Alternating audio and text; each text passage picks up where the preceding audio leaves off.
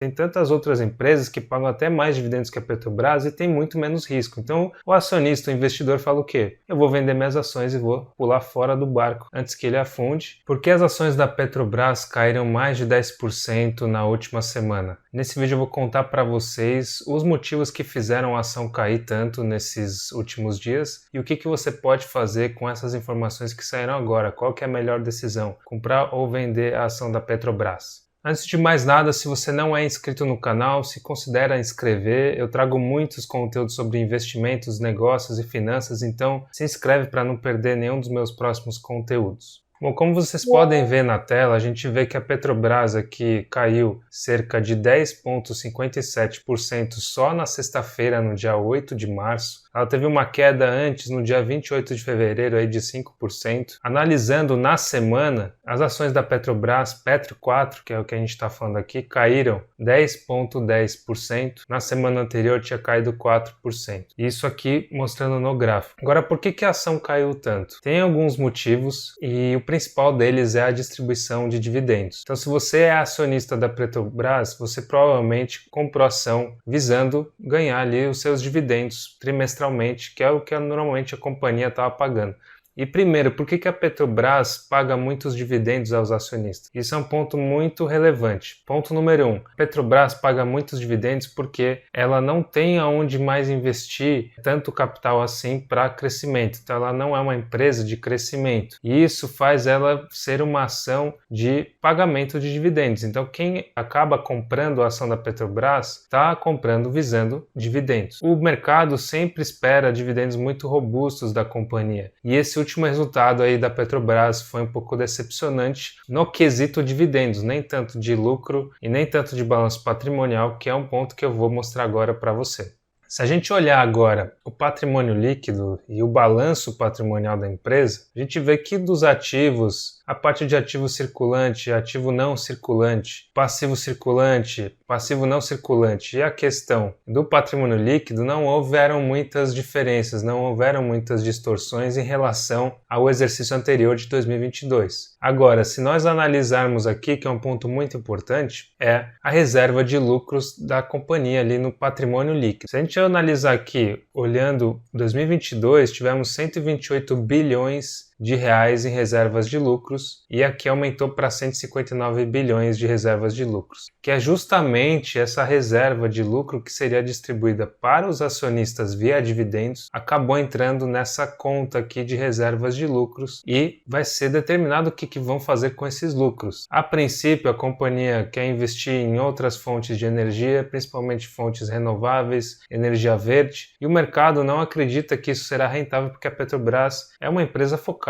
em energia não renovável. Então você fazer uma atividade que não é a sua especialidade acaba gerando incerteza no mercado. E a reserva de lucro, que poderia ir para o acionista, acaba indo diretamente para a companhia. E a gente sabe que dentro das companhias, apesar de ter uma governança corporativa, é muito mais difícil de fiscalizar do que quando você distribui dividendos para a própria União. Então o dinheiro, quando se torna público, né, aquele dividendo da Petrobras que vai para o governo federal, ele aí tem a sua fiscalização pública pelos órgãos competentes. Já quando ele fica dentro da companhia, ali, apesar de toda a governança, a gente tem que confiar nas pessoas que estão ali dentro. E muitos investidores acabam não confiando na gestão do governo que está hoje comandando a companhia. Quando a gente olha o lucro do exercício, ou seja, 2023 contra 2022, a gente vê que teve uma pequena redução de lucro. Isso a gente precisa ser um pouco justo também, porque o Brent, que é o petróleo, é o óleo, né, que faz ali o preço da commodity, ele caiu bastante. Então, se a gente voltar aqui para o gráfico, colocar o Brent, a gente vê que ele caiu bastante desde o seu topo ali de $124, mais ou menos em 2022, até $81. Dá mais ou menos 30% de queda. E as ações da Petrobras não caíram, elas subiram nesse período. E por quê?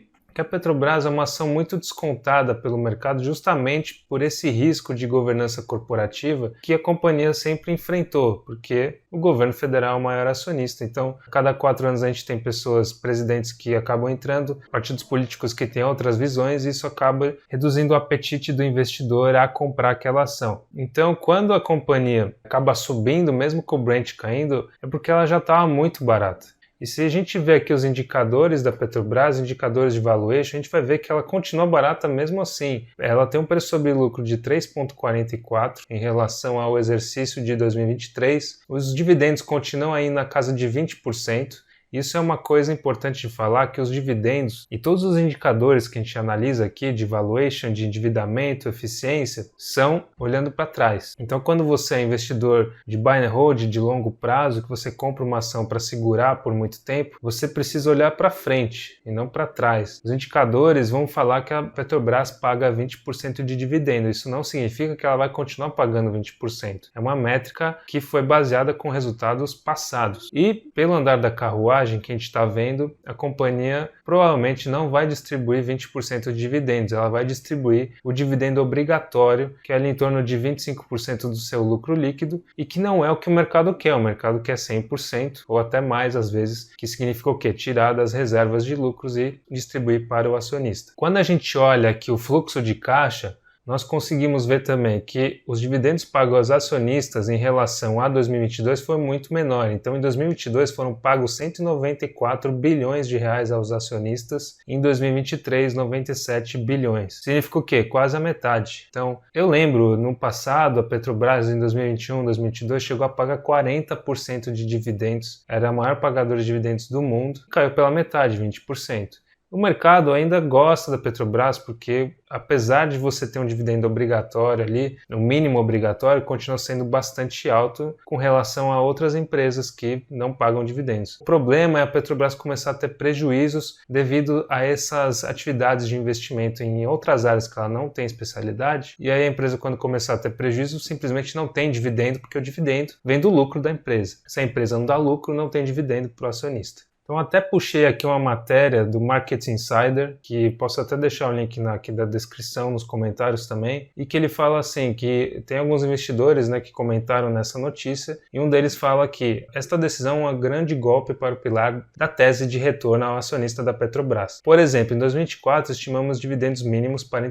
entregar um rendimento de cerca de 8%. Ou seja, você que vai comprar Petrobras esperando receber 40% de dividendo, como no passado, você com certeza não vai receber. Se você receber 20%, talvez já seja algo muito bom, mas o que esse investidor está analisando é que a Petrobras vai entregar aí um retorno de 8,1, que seria o dividendo mínimo obrigatório.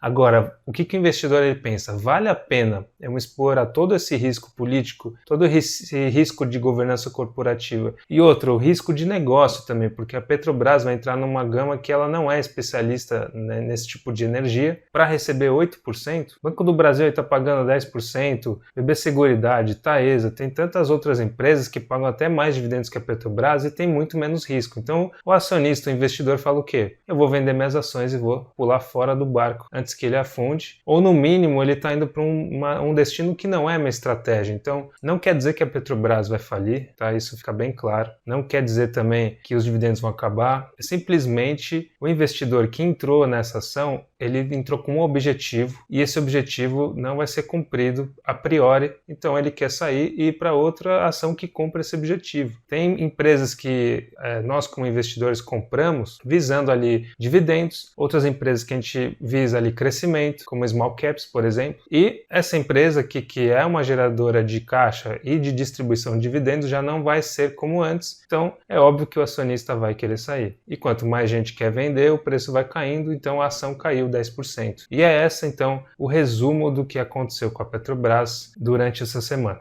Outro ponto muito importante é que esse dinheiro que foi guardado ali em reservas de lucros, ele não pode ser usado ainda por uma questão de estatuto da companhia. Então, se a gente analisar aqui a matéria, ainda fala assim, para que a Petrobras possa usar os recursos da reserva estatutária, reserva de lucros, o governo vai tentar mudar a regra relacionada ao tema. E esse é o grande problema de empresas estatais. Por mais que você tenha leis que regem as estatais, o governo simplesmente pode criar um projeto de lei e o Congresso, tanto o Senado quanto a Câmara dos Deputados, se votarem a favor desse projeto de lei, podem mudar a regra. Então, não é algo tão certo quando você investe em estatais que aquilo vai ser respeitado por muito tempo, ainda mais no Brasil. Não é uma regra de ouro que existe ainda em relação a governanças corporativas de empresas estatais. Um governo entra, gosta da regra, ele vai seguir a regra. Se um outro governo entra e não gosta, ele vai lutar para mudar essa regra. Então, não adianta você achar que a regra do jogo vai ser respeitada se o dono do jogo quiser mudar a regra de repente. Então ainda vai ter muito pano para manga, vai ter muita discussão em relação a esse tema da Petrobras e vamos aguardar aí os próximos capítulos. Então, se você gostou do conteúdo, deixa o like, se inscreva no canal, comenta se você tem a ação da Petrobras, se você está comprando, se você está vendendo. Não vai ser meu papel aqui falar se a ação é uma boa compra ou não. O que eu posso falar é que eu não vou dar nenhuma recomendação. E, aliás, esse vídeo não é nenhuma recomendação de compra e venda, é só um vídeo para demonstrar o que acontece com a companhia, esclarecer um pouco mais esse assunto que, para alguns investidores, pode ser um pouco conturbado. E também eu já fui acionista de Petrobras antigamente, já não sou mais, por justamente esse tipo de decisão que vem acontecendo. Então, deixa aí nos comentários a sua opinião sobre Petrobras. Assista meus outros vídeos aqui no canal, tem muito conteúdo legal. E se você procura uma consultoria financeira para te ajudar nas suas finanças pessoais, vou deixar o link na descrição aqui da minha consultoria financeira. Você pode agendar o horário e a gente pode bater um papo juntos. E é isso, então, até o próximo vídeo. Muito obrigado.